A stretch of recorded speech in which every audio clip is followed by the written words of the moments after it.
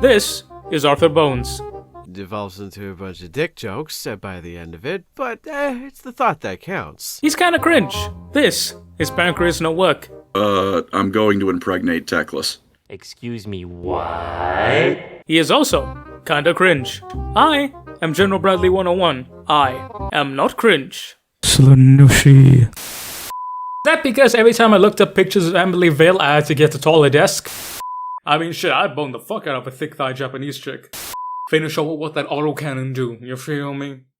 Well, kinda. So, all three of us, pretty cringe. But what we've made here today is anything from it. And if you've ever thought, gee, I'd really like to do some homebrew stuff, but I'm just afraid I'm gonna go and make something that I'm gonna end up cringing at 5 years later, then this is the video series for you, as I will be enlisting the help of some wonderful content creators going over 3 major IPs, providing you with a detailed breakdown and example, calming any fears and giving you some solid advice on how to homebrew without being cringe.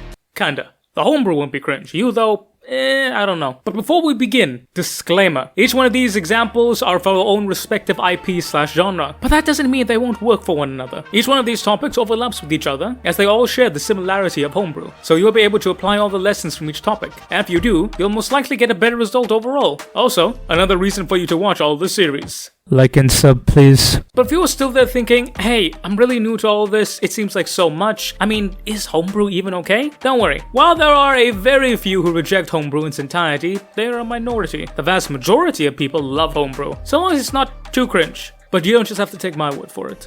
What is your view on homebrew? I'm a fan of it. It depends on, I guess, the army. So for me, it really depends on what I'm doing. I'm a general view. I'm a big fan. I have some homebrew Eldar. When it comes to BattleTech, I think it's very much possible. It just depends on the manner you want to do it. So my view on specifically homebrew in regards to 40k is that I think all of it's usually okay. As a whole, homebrew is basically a way to express yourself in the fandom, and 40k genuinely from the outset for, say, like Rogue Trader has always been about adding your own customization. See, in the original days of Rogue Trader, I don't know if you know this, but they basically made the entire system to try and port over as much conversion material from Warhammer Fantasy, because Fantasy was the game that came first, of course. Mm-hmm. And I bring this up every now and then on my own channel, where essentially they wanted to make it so that every single race from Fantasy was playable in 40k. And in White Dwarf at the time, when they were like printing this stuff, they would give guides on how to convert orcs over into 40k from Fantasy. I remember even up until about 7th edition, Duncan, if you look it up, Duncan of the Tooth and Coats himself, he posted a tutorial on how to convert a Savage Orc Bone Splitter into a Snakebites Orc. So the core philosophy of 40k in the beginning was all about homebrew and conversions and all that jazz. They gave you that leeway to create it. And I think that's something that should be encouraged. Conversions and homebrews and all of that is something that should definitely be encouraged. And I think it doesn't matter how complicated it is. If you want to make it like stupidly overly complicated, or you want to make it kind of simplistic, it's all up to you. There's a reason why the 11th and the 2nd Primarchs are they're not in the game, and we could all wax poetic about, oh, it's because the lore said no. It's because it was a marketing tactic to be like, I'm making my own chapter, and they have the secret 2nd Primarch. It's always been that kind of way. So, with that, hopefully your nerves have been calmed. I don't know why you'd be nervous. You're watching a however long video of a slightly British pedantic Indian man talking about how to make up your own made-up stuff from someone else's made-up stuff, featuring a diabetic American and an odd maple-drinking moose lover. By the way, did you know that Canada has a Scottish part? Oh yeah, so syrup there. Okay, we're not in that part of Canada. We're in the Scottish part of Canada. You know that There's one a Scottish part of Canada? Yeah, not a lot of people talk about it. It's real. Well, I guess we now have deep-fried fucking Mars bars smothered in maple syrup. The fat kid in me is trying to convince me that that might be good. But I will resist the temptation, damn it. God damn it, why can't butter be a protein source? So, my fat boy desires and you won't put aside, that then brings me on to my next point. You've decided, I want to make a homebrew. You picked out your IP, now, how mad do you want to make Reddit? It's just with BattleTech, you need to be a bit more lower scale with it, as it were, I think, to make it really fit in with the setting. Of course, there is always, the other option of just don't care what the setting has written for it and make your own completely wild thing, which I honestly think is totally valid, as long as the other guy is, whoever you're playing with is in on it. You bring up a very good point. And I feel like that's like a main disconnect. This is the main reason why people either love or hate homebrew. There are two types of homebrew. There is lore-friendly homebrew, and then there is, this is my homebrew. And I feel like with the second one, that's where a lot of homebrew hate comes from. Because people dislike the idea of taking something that's already established and then just like changing it and mashing it up into like its own different thing. Yeah. I can definitely get where it's coming from, where the people don't like that is coming from. After all, it's like, well, here's the story, here's the setting, and then someone's ignoring it, right? That can be definitely seen as rather aggravating. But at least how I personally view it is that if both people are on board, I don't think it's a problem. And for someone's own personal usage of what they're using, right? It's their dudes. They paid for them, they're the ones painting, assembling them if required. If they want to do something a little bit wacky with it, and I don't know why they shouldn't be able to, It's come down, it's like, hey, I bought the damn minis, I think I should be able to do what I'd like. And then that brings on to my next point. There are two main types of homebrew. As we discussed, there is the canon homebrew, quote-unquote, or the canon-friendly homebrew, and then there's the fuck you, my god regiment has power armor and plasma cannons. Nah, I guess you. And I think that's actually kind of a fun point to bring up, because there's actually, I suppose the word I'd use is precedent. There's precedent in, the actual 40k fiction of homebrew being made canon. Yeah. Was it are you familiar with the Phoenix? Shadow Wolves? Yes, the Shadow Wolves. Yeah, Shadow Wolves, for those who don't know. The Shadow Wolves were created... Well, they were a faction that's existed for a while now. They're basically just a name without a color scheme. They were a successor chapter of the Imperial Fists. And basically, Aaron Dembski-Bowden, his wife, was a big fan of the Luna Wolves in the Horus Heresy, as she was starting to read that at the time. And this was during, I believe, when Aaron Dembski-Bowden was actually writing Hell's Reach. So if you go back and read this book, it actually mentions the Shadow Wolves. So he wanted to make his own homebrew faction out of the Shadow Wolves that were basically making them a modern version in 40k of the Luna Wolves. And I thought that was always kind of an interesting way of going about it. And I think that's kind of putting a good perspective on how homebrew can actually affect the world of 40k, especially if you're an author that's there. Yeah, I mean, I know some of the Sons of the Phoenix, the Primaris Space Marine chapter. Yep. They started out as a homebrew from one of the AGW employee, and they became canon. That happens a lot. I'm a big fan of them. 40k. Oh yeah, I love that kind of stuff. It's why I did a video relatively recently, not to plug my own stupid channel. I mean, you're already getting plugged regardless. I want you to know that, so go ahead. No, do not credit me. Do not even say my name in this video. I want people to guess. No, you will be credited for your contribution. Damn it. No, you're good. Go and watch out the stuff. The clip will be linked here, will be in the description. Bully him into covering Salamander Fire Drakes. And also go and check out Colin's stuff here. And bully him into doing an actual proper Byzantium playthrough, but this time not using mods to cheat. Also go and watch the Biz video, bloody love it. So, for today's video, we're going to be creating our homebrews with these ideas in mind.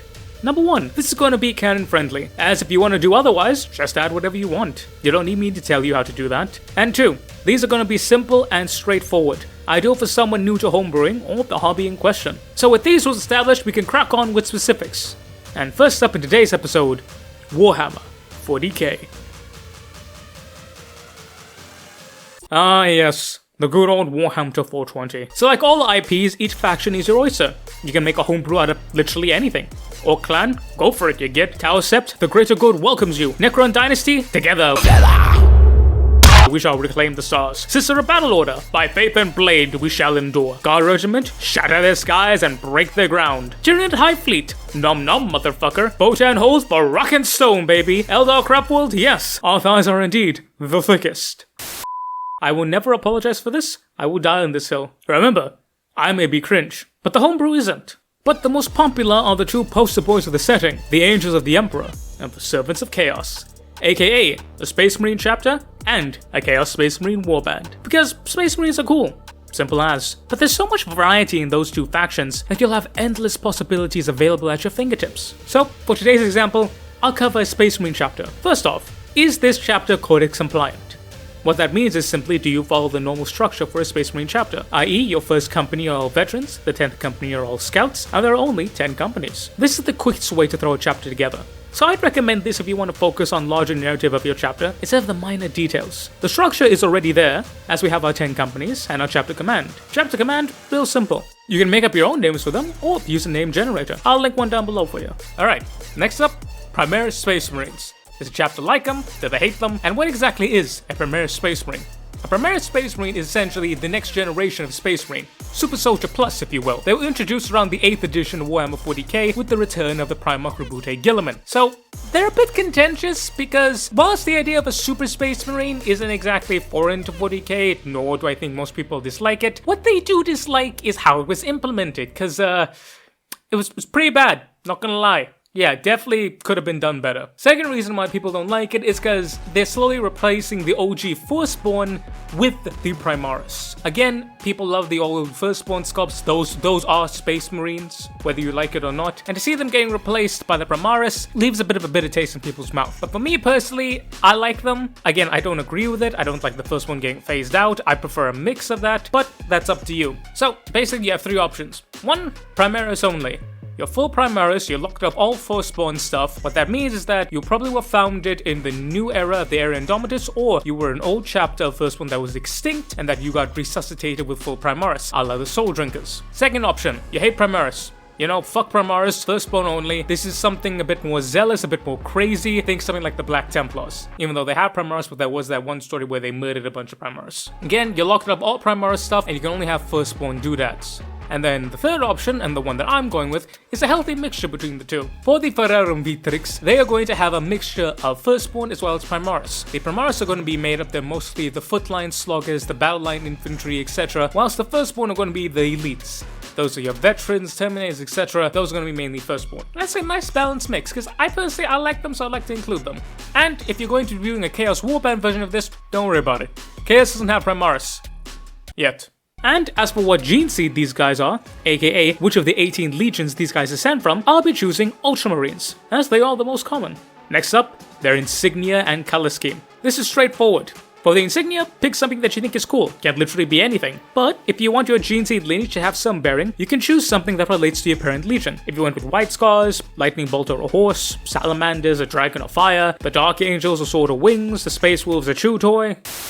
Or, in my case, for the very Roman Ultramarines, an eagle. As for colors, find a color wheel and pick colors that are opposite each other, as these complement each other the best. You'll want one primary, a secondary color, and a highlight color. Some great examples are red, black and silver, blue, white and gold, black, purple and gold, dark green, black and gold, or in my case, silver, light blue and white. Also, black, white, gold, and silver, generally speaking, will go with any color combination. Important note, if you're planning to paint these IRL, whilst these colors do work well together, you may need to test the amount/position of them to make them look good. I'll link some fellow friends of the channel who specialize in painting stuff. They'll have exactly what you need, and make sure to tell them that the general sent you. And finally, yet most importantly, we need a name. In this case, I'm gonna lean heavy into the Ultramarine theme, and call these guys the Ferrum Victrix, or the Iron Victors chapter. And if you still think you're not ready for all this yet, let Mr. Bones tell you about his adventure in Homebrew, once I put up the final touches on these guys. Yeah, so eventually, I didn't start with Homebrew because I didn't know the setting well enough. So I started with Tau, and then I didn't even have a faction for Tau. I just ended up selling them because I hated playing Tau. Yeah, melee good. And then I got into Death Guard were my ride or die. And how it started was I was like, I want to play a faction that isn't just the regular green Death Guard. So I started playing a sub-faction by the name of the Pallid Hand.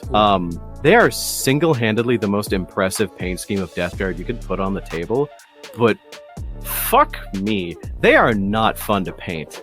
It's a lot of white. Like, it's yes, but also worse than that, you have to do recess shades with sepia. And if you fuck that up, it looks like they're covered in poop. It's very rough. Nice. I mean, on theme for the Death Guard, though. But it's not what I wanted. The Pallid Hand are all about rust. Let me see if I can find like a good example of their paint scheme, because Duncan did like a really good example where every single pockmark and hole in their armor, here's a good example of what they're painted like. Every pockmark and hole in their armor is supposed to be filled with like a brown rust that's leaking, and I thought that was a really cool look. And also like a white army is like super striking on the tabletop, and it took me days to paint one Marine. It sucked. Very nice. So I eventually drifted away from that, and I went to the poison chalice, I believe they're called. They're just neon green, and then people were like, "It's not nearly as cool as your Paladin paint scheme." I'm like, "Fucking," so right? It sucks. So I immediately made my own paint scheme, and I was like, "Man, I want to make something that's like completely unique to me." So I did, and that was technically my first homebrew scheme, because like even though I played Space Marines, I bounced between chapters that I liked, and those were kind of like the only factions that I actually played. So I made this faction in my head, and I just made a paint scheme, and I was just like workshopping Marines, because like I had a thing where like every 6 months I have to buy a new box of Plague Marines just so that I can keep my army up and like in the proper way. So I would buy a new box of Plague Marines. So I always had like test subjects, and stripping Plague Marines sucks dick, but like I mean, You gotta do what I you gotta did do. it, right? So did that, and I ended up coming up with this kind of off beige color with a blue trim. And using the same technique from the palette hand, I took white and I dabbed it in every single pockmark and crack that's in their armor. But I left that white to dry, and then using the contrast paint, cyan and yellow, I put that in those little pockmarks that were painted white, and it looks like they have these like bright, almost molten, glowing sores that are going up throughout their entire body. And I started to piece this army together, and like with that little detail, it actually it pulled everything together. Like it was actually genuinely like a really nice scheme, and people were telling me that it was like one of the better ones that I've ever come up with. And that's when I did a 10-man unit of them. Do I have any photos of them? I don't take pictures of my models, so I'm just like, do I? But I had a 10-man of that done, and I brought it in, and people were like, "This is really good." And I'm like, "Okay, cool. What should I name them?" And that's when I just started to like think about what I should name them. I do have a photo of them, but they're covered in dust, so I'll post this to you just so you can see what I mean. As you can see, the road to homebrew, and anything for that matter, is not a straight one. Mr. Bones started with Tau, then moved through a few Marines, and even when he found his Death Guard, he still had to find that sweet spot to make them perfectly his. The point is, don't get discouraged, and don't give up. Play around with the paint schemes, the ideas for the lore, the specifics of it. You will only know if something works if you test it.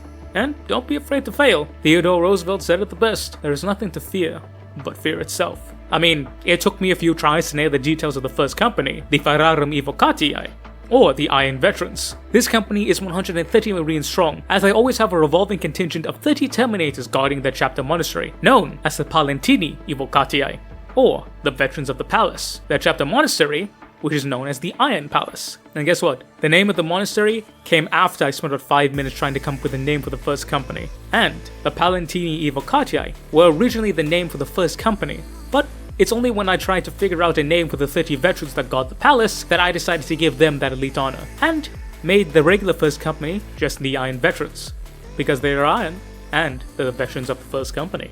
Take your time and write stuff down. You're going to find exactly what you want by just throwing out a few ideas and slowly working through it. You're not going to get the best thing offered up first. And remember, this is supposed to be fun, you know? Enjoy it and take your time.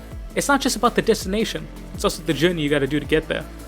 Anyway, back to Bones. Basically, I started to like come up with this lore, and then that's when I kind of started to fall in love with the idea of like homebrewing it, because I was researching like precedents that were in the 40k lore for Death Guard, and I came up with this idea of the Weeping Lords is what I called them, and they're affixed with this specific disease that has like a single host that originally created it, and it's this demon prince known as the Great Mother, and she has this.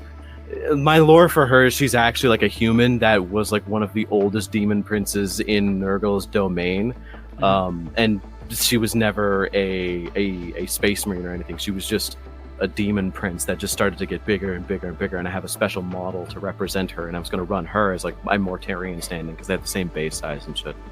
But she created this thing called the Weeping Blight, which is a thing that slowly turns all the fluids of your body into this molten ichor that seeps out, and it's, if you worship her, the fluid is ever flowing and it keeps you alive. But if you don't, you'll eventually just dry out. But the fluid itself is like molten hot, and I always thought that this was kind of a fun idea for me. So I always themed my army after that specific idea of distributing this disease through pestilential means. So a lot of like blight throwers or blight spewers, a lot of plague spewers, a lot of plague belchers and shit, just shit like that.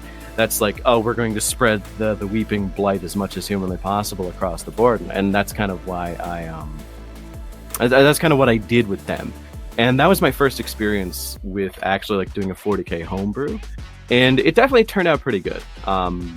So yeah, that sounds crazy good. Like I love the detail of that. Like especially the idea of the weeping, and like it's one of those things where, like, it's detailed, but at the same time it's not like super hyper crazy specialist stuff, right? But it's the right amount where it gives it enough character. And that's great. Yeah, that's where I kind of got to where I am now, where most of any homebrew army that I make, I have to make them with a theme. So the army itself is always going to have a structure based around that specific theme. Like, again, the Weeping Lords, their whole thing is just plague spewers, long distance bombardments to spread the sickness as much as humanly possible, because it's a disease that cannot be spread through any vectors except for those who worship the Great Mother. So I'm just like, wait, so how would something that thinks like that make their army? And that's how I tend to do it. I tend to be like like begets like. So okay, so what would this army look like? Okay, I would have to have these miniatures specifically in that army. Okay, these miniatures in the Death Guard lore, like, oh, we're putting in Biologus Putrefier. They're by design are meant to test and refine diseases. I'm like, okay, and then they send that off to the Fetid Blight Spawn. I'm like, okay, so what if these guys are like the main leader figures of them because they cultivate the Weeping Blight itself? And I'm like, coming up with these ideas as we're building it. And I think that's like a good experience to kind of have your formative homebrew shit on, even though I was like pretty late into 8th edition when I started doing that, but yeah. No, that's sick. I love that whole idea. So yeah, quite literally, actually. Yeah, Sorry. Praise be the grandfather. Praise the grandfather indeed. But in this case, we're praising Ultramar, baby. Ladies and gentlemen, I present to you the Forerum Victrix Space Marine chapter.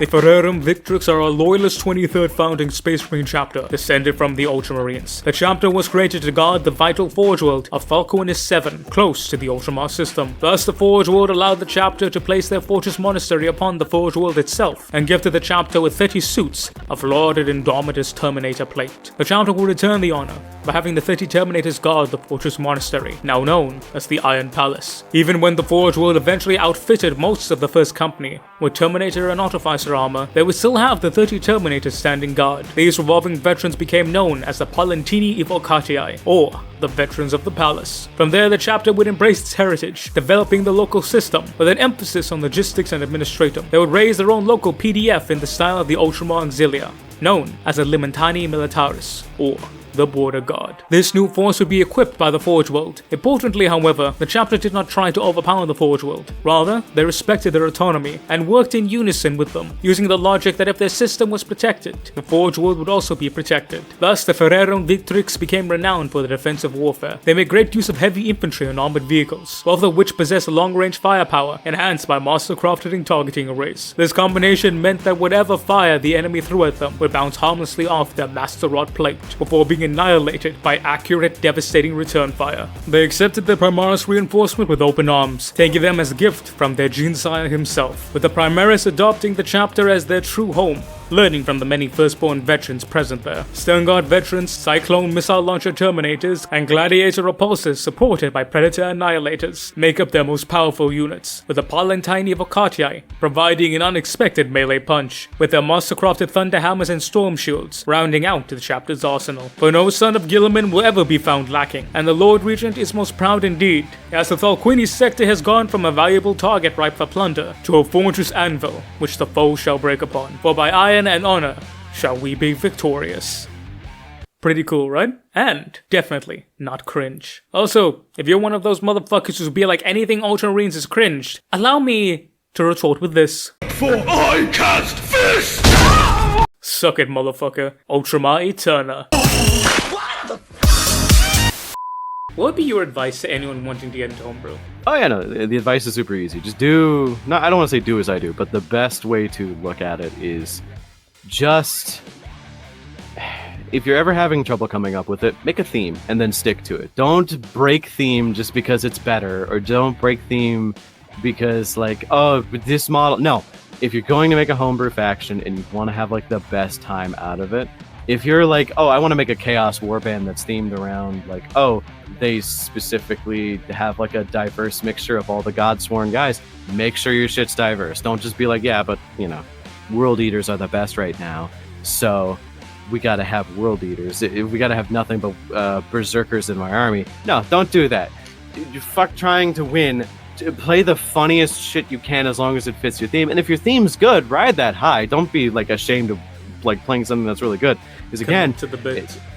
Exactly. It's like, I will not feel bad if I go up against a Custodian player with over 300 models of Kroot. What is he going to do? It's not my fault my army cannot be killed by his army. Like, 2,000 points. Oh, jet bikes. Oh, explosions. You do 2d6 per turn. Congratulations. You're going to get at least a third of my army by the end of the game. That's it. But, like, don't feel bad about playing something that's good. But if you're going to make an army that has a theme, stick to the theme. It's usually best for your own enjoyment and just your long term. Because, like, if you chase that, like, that high of like, oh yeah, I gotta play the best models, then you're just going to eventually, when the meta changes, like, you're just going to have models that you're not going to play anymore. Mm-hmm. So just pick what you think is the coolest and then go from there. Yeah. I feel like it goes without saying, but it just, like, the whole point of this is like a guy like, hey, new to homebrew? Check this out. You don't have to be involved in the hobby to make homebrew. This is coming from someone who is not involved in the hobby in any stretch of the imagination, period. But if you just want to write up like a cool guard regiment or a cool space marine chapter, a cool Eldari craft world, Tyrian High Fleet, Orc Warband, whatever, it's like, write it up, make some art, do whatever. Like, so long as you show a love and respect for the community as well as the IP, it doesn't matter what you do. People will see when you're passionate about something, when you have like deep love and enjoyment of it, and they'll respect it. Don't worry about it.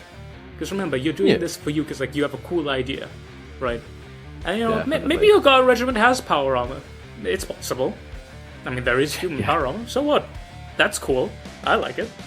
Just enjoy it. Yeah. But that then brings us to the end of episode 1. Originally, this was supposed to be one video, but when I did all the editing and realizing that, hey, this thing is gonna be too damn long, so I had to cut it up into 3 different parts. This is episode 1 with a primary feature one going to Mr. Bones and 140k. Next up, though, we'll be having mostly Mr. Cullen, aka Pancreas No Work, talking about the wonderful world of Battletech, and in the 3rd episode, we'll have a very special surprise guest doing D&D with yours truly. So, make sure to watch out for those awesome episodes.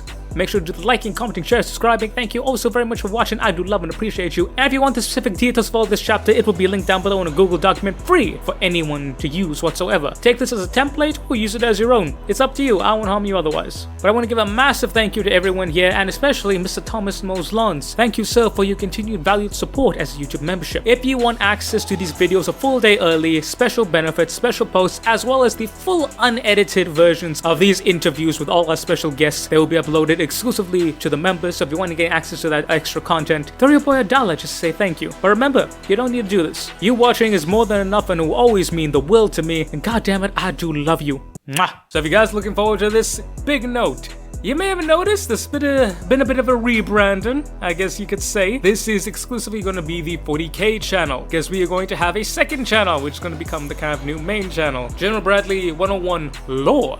This is where I'm going to be putting all the other stuff, and you notice the Battletech stuff, the Fallout, Lord of the Rings, all that's getting moved over to the other channel, just to separate it a little bit, make it a bit more homogeneous, if you will. So if you want any and all stuff that isn't 40k, but still lore and history content, you can go and check that out over here. But if you want something pretty solid, pretty chunky 40k, this is going to be your baby boy. And we have another channel, General Bradley 101 Live. Yes, indeedy. Some awesome live streams to just kick back, relax, and chill out with your boy and some of your boys. Hey. But if you enjoyed this and you want to see the full conclusion and the ultimate penultimate episode of this series, make sure to go and subscribe over to the second channel. And you know, if you like my content and you want some other stuff, go check it out. It's good content, and don't you worry, still be plenty of 40k stuff coming to you. That much I'll promise. But I have been General Bradley 101. You've been beautiful, awesome, and amazing people. Thank you all so very much for watching. Make sure to stay loyal out there, boys and gals, and I will catch y'all next time. Dismiss, Rangers.